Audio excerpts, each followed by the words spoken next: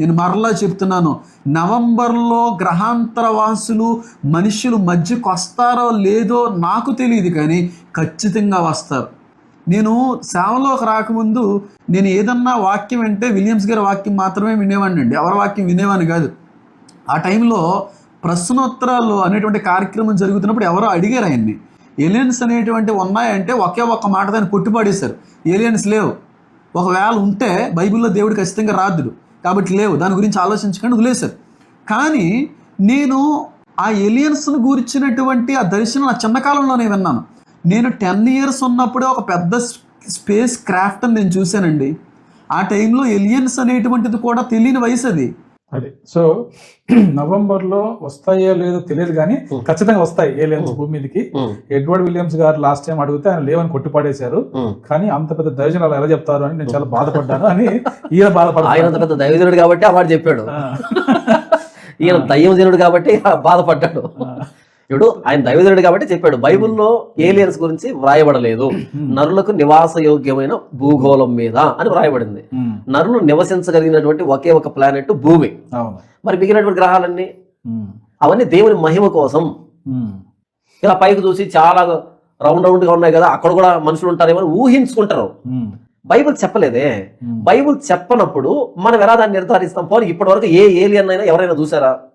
Alien predator అని సినిమాలు తీసుకున్నారు తప్ప, ఏలియన్స్ మీద సినిమాలు వచ్చాయి తప్ప. కానీ ఖచ్చితంగా తప్పకుండా జరిగి తీరుతుంది. ఒకవేళ అది కానీ జరగకపోతే నేను సేవకునే కాదు, నన్ను ఒక అబద్ధ సేవకుడి గుంపులో నన్ను పాడేయండి. నేను చెప్పినది ఏదైనా జరిగి తీరుతుంది. ఎందుకంటే నేను దేవుని మూలంగా మాట్లాడుతున్నాను, దేవుడిచ్చిన కృప చొప్పున మాట మాట్లాడుతున్నాను.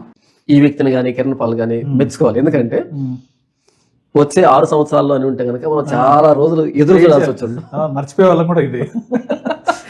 కానీ కిరణ్ పాల్ ఇప్పటికే జోకర్ అయ్యాడు.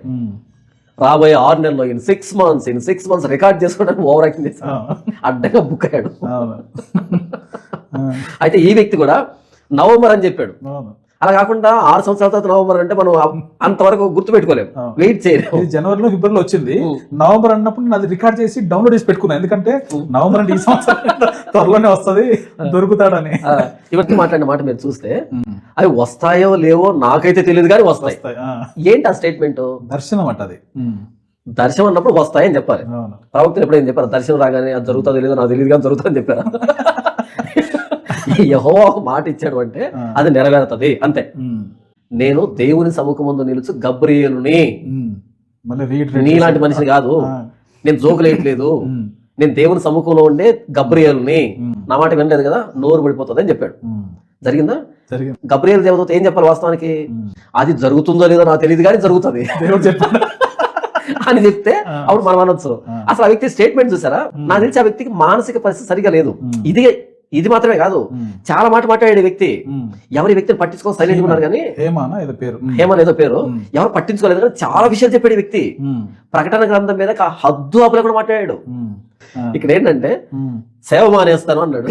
సరే నవంబర్ వచ్చేసింది, ఏలియన్స్ ఎక్కడ వచ్చారో మనకు మళ్ళీ ఆ యూనివర్సిటీ చెప్పింది ఈ యూనివర్సిటీ చెప్పింది అంటే కుదరదు, వాళ్ళు కనబడాలి మనకి. ఎందుకని? పబ్లిక్ కనిపించాలి. యూనివర్సిటీ ఎప్పటి నుంచో చెప్తున్నాయి, సినిమాలు కూడా తీసేస్తున్నారు. ఈవెన్ అమెరికా కూడా అది ఏరియా 51 అని చెప్పి ఏలియన్స్ అని చెప్పి వాళ్ళు అణ్వాయుధాలు తయారు చేయడానికి ఎవరికి తెలియకుండా ఈ పుకారు పుట్టించారు. అక్కడ ఏలియన్స్ లేవు కానీ ఏలియన్స్ ఉన్నాయని పుకారు పుట్టించి ఎవరు రారు అని అది పెట్టించి వాళ్ళ పనాలు చేసుకుంటున్నారు. అంతేగాని ఇది దేవుని పేరు చెప్పి నాకు దర్శనం అని చెప్పి ఇప్పుడు ఎంత మంది ఎదుట ఇప్పుడు మనోడు కాదు దేవుని కూడా తప్పంటారు. నీ దేవుడు ఏమయ్యాడు చెప్పావు కదా, ఇప్పుడు నీ అబద్ధం అనరు, ఇది క్రైస్తవులు అంతా అబద్ధాలు చెప్తారని అందరినీ అంటగడతారు. సో ఇది చాలా డేంజర్ పొజిషన్ ఇది. కాబట్టి డేంజర్ ఏం కాదు, వీళ్ళకి దగ్గర పడింది. మొన్న కిరణ్ పాలకు దగ్గర పడింది, అయిపోయింది. ఈ వ్యక్తికి ఇప్పుడు దగ్గర పడింది. ఎవరైతే ప్రవచనాలు చెప్తున్నాడో వాళ్ళందరూ జోకర్లు అయ్యే రోజులు దగ్గర పడ్డాయి. అందుకని వీళ్ళు ఇంత టెంప్ట్ అవుతున్నారు, అలా డేట్లు ప్రకటిస్తున్నారు. దేవుడే బయట ఇప్పటికీ ఈ వ్యక్తి ఎవరో చాలా మంది తెలియదు. ఇప్పుడు కొత్తగా ఆయన సేవ వదిలిపెట్టినా ఉపయోగం లేదు, కంటిన్యూ చేసే ఉపయోగం లేదు, అన్ని ఇలాగే ఉంటాయి ఈ వ్యక్తి మాటలు. నేను చాలా రోజుల క్రితం చెప్పాను ఈ వ్యక్తిని గురించి, అసలు వ్యక్తి గురించి మాట్లాడుకో నాకు ఇష్టం లేదు. ఎందుకంటే బైబిల్ ఉండదు, అంతా ఇలాంటి సోది ఉంటది. మనం పోరాడినది శరీరంతో కాదు, దురాత్మల సమూహంతో అన్నదానికి ఏలియన్స్ కి ఏంటి సంబంధం? దాన్ని మిక్స్ చేశాడు. అంటే తన మాట నిజంలాగా వినిపించడానికి దీన్ని ఇంకో దాన్ని క్లబ్ చేశాడు, ఒక నిజాన్ని ఒక అబద్ధాన్ని క్లబ్ చేశాడు. ఎవరో హాలీవుడ్ లో పుకార్లు పుట్టించి సినిమాలు తీసుకోవడానికి, సైంటిఫిక్ ఫిక్షన్ మూవీస్ తీసుకోవడానికి వాళ్ళు ఏదో హంగామా చేస్తే దాన్ని నిజమని చెప్పి ఈయన 10 సంవత్సరాల వయసు వాడే సాసర్ను చూశాడంట, ఫ్లయింగ్ సాసర్ని. నవంబర్ అన్నాడు కదా, ఎందుకు నవంబర్ లో అని చెప్పి ఉంటాడు? డిసెంబర్ లో కేక్ కట్ చేయడానికి వస్తారేమో, మరి క్రిస్మస్ ఉంది కదా దానికి వస్తారేమో ఏలియన్. ఈ వ్యక్తి ఒక జోకరు.